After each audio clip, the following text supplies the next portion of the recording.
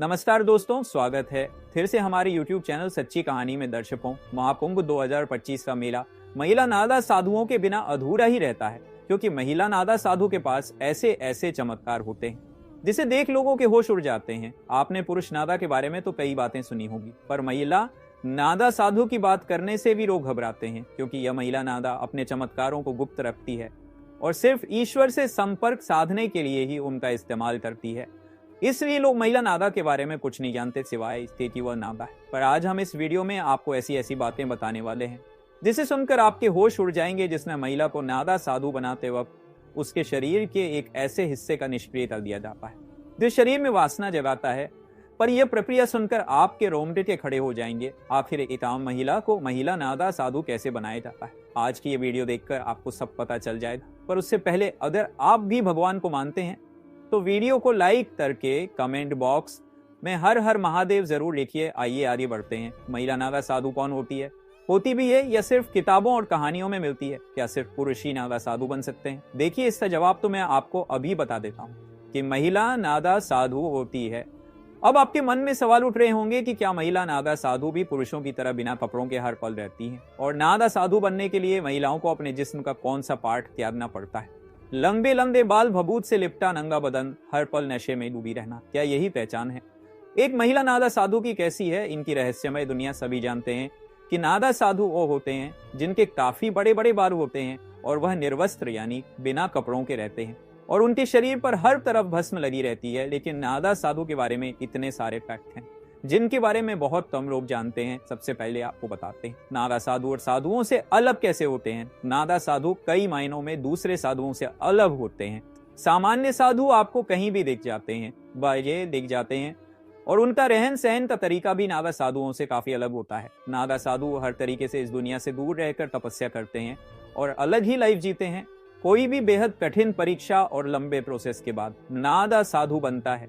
नादा साधु बनने की प्रक्रिया भी बहुत दिलचस्प है। नादा साधु बनने के लिए एक पूरी प्रोसेस होती है और इसमें कई लेवल पार करने के बाद ही कोई नादा साधु बन पाता है। ये प्रक्रिया कई सालों तक चलती है और उसके बाद किसी अखाड़े द्वारा उन्हें ना साधु माना जाता है। इन लेवल्स को तहकीकात, महापुरुष, अवधूत, लिंग भंग या टामतोड़ नाम दिए गए हैं। इसमें सबसे पहले तहकीकात की प्रक्रिया होती है, जिसे अखाड़े में एडमिशन की तरह माना जा सकता है। इसमें पहले नादा साधु बनने के इच्छुक इंसान की अखाड़े में एंट्री होती है और जांच पड़ताल की जाती है। इस दौरान अखाड़े के लोग ये तय करते हैं कि यह नादा साधु बन सकता है या नहीं। उसके बाद अन अखाड़े में शामिल किया जाता है और कई सालों तक उन्हें साधुओं के साथ तपस्या करनी होती है। कई साल तक तपस्या करने के बाद जब वह नादा साधु बनने के लिए तैयार होते हैं तो उसके बाद उनकी कई स्तर पर परीक्षा होती है। इस दौरान उनके तप त्याग की जांच की जाती है। पहले की प्रक्रिया ब्रह्मचर्य होती है, इसके बाद उन्हें महापुरुष बनाया जाता है। इस प्रक्रिया में उन्हें रुद्राक्ष दिए जाते हैं जो अक्सर नादा बाबा शरीर पर दिखाई देते हैं। इसके बाद अवधूत प्रोसेस से गुजरना पड़ता है, जिसमें उन्हें बाल कटवाने पड़ते हैं, मतलब मुंडन होता है और खुद का ही पिंड दान करना पड़ता है। ऐसे में वह अपने परिवार और संसार के लिए मृत हो जाते हैं। इसके बाद वह साधना करते हैं और भगवान में ही लीन हो जाते हैं। इसके बाद एक प्रक्रिया होती है जो अखाड़े में लगे एक खंबे के नीचे होती है। इसी प्रक्रिया में कई रिवाज पूरे किए जाते हैं, जिसमें में लिंग भंग की प्रक्रिया भी होती है। इसके बाद उन्हें वासना आदि से मुक्त कर दिया जाता है और उनके लिंग को एक तरह से निष्क्रिय कर दिया जाता है।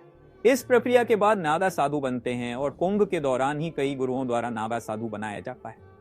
महिला नादा साधु के बारे में जानने से पहले क्या आपने कभी एक नादा साधु को देखा है? नीचे कमेंट्स में यस लिखकर जरूर बताइए। आपको बता दें कि महिला नादा साधु बनने से पहले यहाँ महिलाओं को 10 से 15 साल तक कठिन ब्रह्मचर्य का पालन करना पड़ता है। इसके बाद अगर इन महिलाओं के गुरु इस बात से संतुष्ट हो जाते हैं कि महिला ब्रह्मचर्य का पालन कर सकती है, तभी उसे दीक्षा प्रदान की जाती है। नादा साधु बनने के लिए दृढ़ इच्छा शक्ति और सन्यासी जीवन जीने की प्रबल इच्छा होनी चाहिए। महिला नादा संन्यास बनने से पहले अखाड़े के साधु संत उस महिला के घर परिवार और उसके पिछले जन्म की जांच पड़ताल करते हैं। महिला को भी नादा साधु बनने से पहले खुद का ही पिंड दान करना पड़ता है और पुरुषों की ही तरह महिला नादा साधु का भी मुंडन किया जाता है और फिर उस महिला को नदी में स्नान के लिए भेजा जाता है। महिला नादा संन्यासी पूरा दिन भगवान का जाप करती रहती हैं और सुबह सुबह जल्दी उठकर शिवजी का जाप करती है। इसके बाद दोपहर में भोजन करने के बाद फिर से शिवजी का जाप करती हैं और शाम को सोती है। अखाड़े में महिला साधुओं को पूरा सम्मान दिया जाता है। जब महिला नादा सन्यासी पूरी तरह से बन जाती है तो अखाड़े के सभी साधु संत उस महिला को माता कहकर बुलाते हैं। साथ ही सन्यासी बनने से पहले महिला को यह साबित करना होता है कि उसका अपने परिवार और समाज से अब कोई मोह नहीं है। इस बात की संतुष्टि करने के बाद ही आचार्य महिला को दीक्षा देते हैं। आपको बता दें कि महिला साध्वी को पूरी तरह से नग्न अवस्था में रहने की इजाजत नहीं है। वो बॉडी पर एक भगवा कपड़ा लपेट कर रहती है, ठंड हो या फिर बरसात। हर मौसम में यही एकमात्र उनकी पोशाक है। तीर्थों में भी महिला साधुओं को नग्न स्नान करने की परमिशन नहीं है। आपको जानकर हैरानी होगी कि कई अखाड़ों में ननादा साधु की दीक्षा लेने के लिए विदेशी महिलाओं की संख्या काफी ज्यादा होती है। भारत में जिस तरह ननादा साधु इतने कठोर होते हैं और इतनी परेशानियों के बावजूद बिंदास जीते हैं, इसके पीछे क्या वजह है यह जानने के लिए बाहर के लोगों में काफी दिलचस्पी होती है। यही वजह है कि कुंभ में नेपाल से बहुत सी महिलाएं आती हैं। इनमें कई साध्वी ऐसी होती हैं जो गृहस्थ जीवन को त्याग कर साध्वी बन गई होती हैं। जूना अखाड़े में इस तरह की कई साध्वी हैं। इसके अलावा जर्मनी, मॉस्को, अमेरिका समेत अन्य देशों की महिलाएं भी साधु बन जाती हैं। इनमें तो कई ऐसी हैं जो बिल्कुल यंग हैं, जो पढ़ी लिखी हैं। सच कहूं तो इन्हें हरि भजन के अलावा अन्य किसी से कोई मतलब नहीं। ये सभी साध्वी अखाड़ा के नियमों के मुताबिक ही पहनावा और तिलक से सबका श्रृंगार करती हैं। दोस्तों, अब जो मैं आपको बताने जा रहा हूं वह काफी हैरान कर देने वाला है।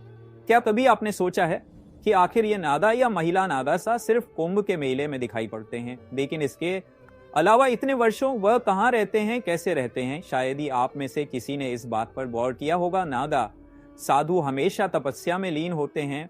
वह साधना के लिए अखाड़े को छोड़ देते हैं और तंद्रा में चले जाते हैं। तंद्रा का मतलब होता है पर्वतों में मौजूद सुरंग।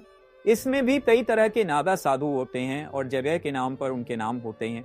जैसे पर्वतों में रहने वाले नाग साधुओं को पर्वतागिरी नगर में रहने वाले साधुओं को पूरी जंगल में रहने वाले साधुओं को अनन्य कहा जाता है। ये अलग अलग जगहों पर रहते हैं। माना जाता है कि कुंभ से पहले और कुंभ के बाद नादा सन्यासी ही माद है और अन्य पहाड़ों और जंगलों की गुफाओं में बैठकर तपस्या में लीन हो जाते हैं, या आमतौर पर एक गुफा में कुछ साल रहते हैं और फिर दूसरी गुफा में चले जाते हैं। किसी को मालूम नहीं होता कि वह इन दिनों कहाँ है और क्या कर रहे होंगे। कई बार बहुत से नादा बाबा इन दिनों सन्यासी वस्त्र भी धारण कर अलग अलग जगहों पर घूमने लगते हैं।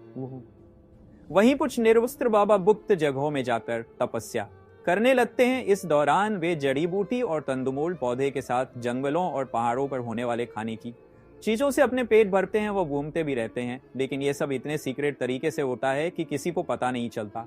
कुछ नादा साधु झुंड में निकलते हैं तो कुछ अकेले ही यात्रा करते हैं। कई बार ये जिस तरफ गुफाओं में बैठते हैं, कई दिनों तक भूखे प्यासे भी बैठे रह जाते हैं। अब आप सोच रहे होंगे कि जब ये नागा साधु अपनी पहचान छुपाकर इधर उधर भ्रमण करते हैं तो फिर ये करिश्माई तरीके से कुंभ में कैसे नजर आते हैं, कौन देता है उन्हें इस बात की जानकारी? दोस्तों, यही तो राज है। दरअसल हर अखाड़े में एक बाल होता है। जब दीक्षा पूरी होने के बाद नादा साधु अखाड़ा छोड़ साधना करने जंगल या पहाड़ों में चले जाते हैं तो ये कोतवाल नादा साधुओं और अखाड़ा के बीच की कड़ी का काम करता है। जब तभी कुंभ और अर्धकुंभ जैसे महापर्व होते हैं तो ये नादा साधु कोतवाल की सूचना पर वहां रहस्यमय तरीके से पहुंच जाते हैं। हालांकि ये किसी को नहीं मालूम कि उन्हें कैसे ये सूचना मिलती है कि कुंभ कहाँ हो रहा है और तब हो रहा है, लेकिन वह जहां कहीं भी होते हैं वे आ जाते हैं। कुछ लोगों का यह भी मानना है कि उनके पास कुछ ऐसी रहस्यमय विद्या या ताकत होती है जिससे वह अपने साथियों द्वारा भेजे गए संदेशों को समझ जाते हैं। तो दोस्तों, आज की यह कहानी आपको कैसी लगी कमेंट बॉक्स में जरूर बताएं और आपका थोड़ा सा प्यार हमारे चैनल को दीजिए। मिलते हैं किसी अगली वीडियो में, तब तक के लिए आप सभी का तहे दिल से धन्यवाद।